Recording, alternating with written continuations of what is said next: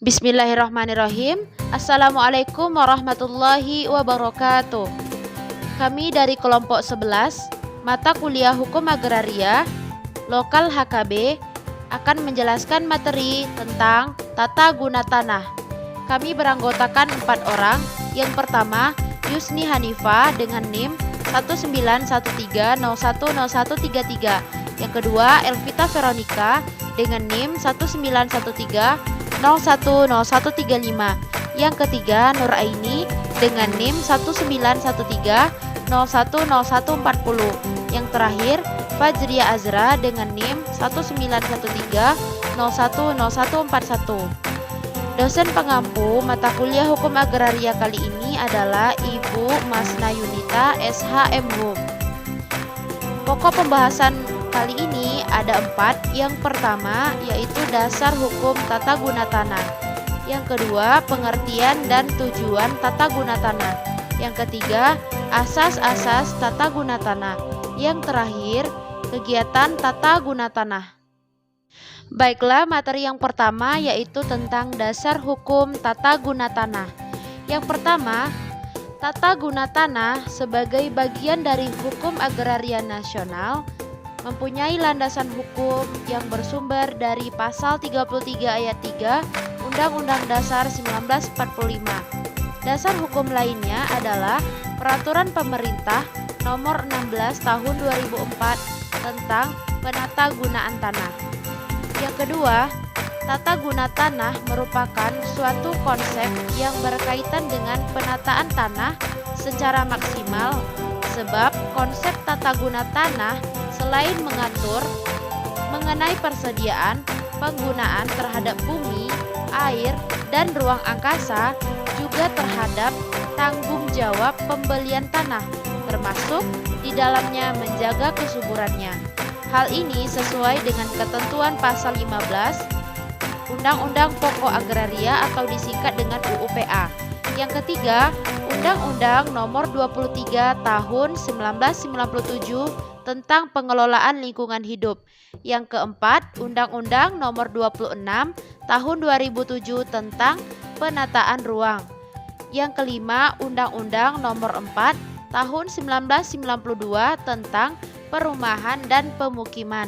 Nomor 6, Undang-Undang Nomor 32 Tahun 2004 tentang pemerintahan daerah. Yang ketujuh, Peraturan Pemerintah Nomor 14 Tahun 1987 tentang penyerahan sebagian urusan pemerintahan di bidang pekerjaan umum kepada daerah. Yang terakhir, Keputusan Presiden Nomor 10 Tahun 2006 tentang Badan Pertahanan Nasional. Saya akan melanjutkan materi pembahasan yang kedua, yaitu pengertian dan tujuan tata guna tanah. Nama Elvita Veronica, NIM 1913010135. Yang pertama, tata guna tanah adalah rangkaian untuk mengatur peruntukan, penggunaan, dan persediaan tanah secara berencana dan teratur sehingga diperoleh manfaat yang lestari, optimal, seimbang, dan serasi untuk sebesar-besarnya kemakmuran rakyat dan negara. 2. Tata guna tanah adalah serangkaian kegiatan penataan, penyediaan, peruntukan, dan penggunaan tanah secara berencana dalam rangka melaksanakan pembangunan nasional. Yang ketiga, tata guna tanah adalah usaha untuk menata letak proyek-proyek pembangunan, baik yang diprakarsai pemerintah maupun yang tumbuh dari prakarsa dan swadaya masyarakat sesuai dengan daftar skala prioritas, sehingga di satu pihak yang dapat terjadi tertib penggunaan tanah, sedangkan di pihak lain tetap dihormati peraturan perundang-undangan yang berlaku. Yang keempat, pengertian tata guna tanah berdasarkan UU-PA pasal 2 dan 15 adalah struktur dan pola pemanfaatan tanah yang baik yang direncanakan maupun tidak direncanakan oleh manusia, yang meliputi persediaan tanah, peruntukan tanah, dan penggunaan tanah serta pemeliharaannya. Yang kelima, hukum positif Indonesia memberikan pengertian pengelolaan tata guna tanah atau penatagunaan tanah telah dimuat dalam penjelasan pasal 33 ayat 3 Undang-Undang Nomor 26 Tahun 2007, pasal 1 angka 1 Peraturan Pemerintah Nomor 16 Tahun 2004, yaitu penatagunaan tanah sama dengan pengelolaan tata guna tanah yang meliputi penguasaan, penggunaan, dan pemanfaatan Tanah yang berwujud konsolidasi pemanfaatan tanah melalui pengaturan kelembagaan yang terkait dengan pemanfaatan tanah sebagai satu kesatuan sistem untuk kepentingan masyarakat secara adil. Tujuan tata guna tanah. Tujuan penata gunaan tanah ditetapkan dalam pasal 3 Peraturan Pemerintahan Nomor 16 Tahun 2004, yaitu yang pertama, mengatur penguasaan, penggunaan, dan pemanfaatan tanah bagi berbagai kebutuhan kegiatan pembangunan yang sesuai dengan rencana tata ruang wilayah. Selanjutnya, mewujudkan penguasaan, penggunaan, dan pemanfaatan tanah agar sesuai dengan arahan fungsi kawasan dalam rencana tata ruang wilayah. Yang ketiga, mewujudkan tertib pertanahan yang meliputi penguasaan, penggunaan, dan pemanfaatan tanah termasuk pemeliharaan tanah serta pengendalian pemanfaatan tanah. Serta yang keempat, menjamin kepastian hukum untuk menguasai, menggunakan, dan memanfaatkan tanah bagi masyarakat yang mempunyai hubungan hukum dengan tanah sesuai dengan rencana tata ruang wilayah yang telah ditetapkan. Baiklah, nama Fajri Azra, NIM 1913010141. Baiklah, saya akan melanjutkan materi yang ketiga, yaitu asas-asas. Adapun asas tata guna tanah terdiri dari yang pertama, asas tata guna tanah untuk daerah pedesaan. Terdiri dari yang pertama, lestari, yaitu tanah harus dimanfaatkan dan digunakan dalam jangka waktu yang lama yang akan berdampak pada penghematan dalam penggunaan tanah dan agar generasi yang sekarang dapat memenuhi kewajibannya untuk mewarisi sumber daya alam kepada generasi yang akan datang. Yang kedua, optimal, yaitu pemanfaatan tanah harus mendatangkan hasil atau keuntungan ekonomis yang setinggi-tingginya. Yang ketiga, serasi dan seimbang, yaitu suatu ruang atas tanah harus dapat menampung berbagai macam kepentingan pihak-pihak sehingga dapat dihindari adanya pertentangan atau konflik dalam penggunaan tanah.